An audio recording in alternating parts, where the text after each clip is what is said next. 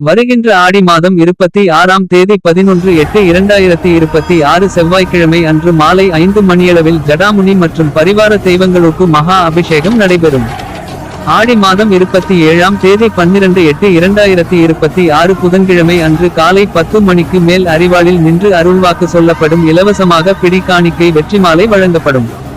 ஆடி மாதம் 28ஆம் தேதி 13/8/2026 வியாழக்கிழமை காலை 10 மணிக்கு மேல் அறிவாளில் நின்று அருள்வாக்கு சொல்லப்படும். பிடி காணிக்கை வெற்றி மாலை வழங்கப்படும். இரவு 12 மணிக்கு ஆண்டவனின் அருளில் அறிவாளில் நின்று குட்டி குடித்தல் அருள்வாக்கு சொல்லப்படும். அது சமயம் கிடா வெட்டு பூஜை நடைபெறும்.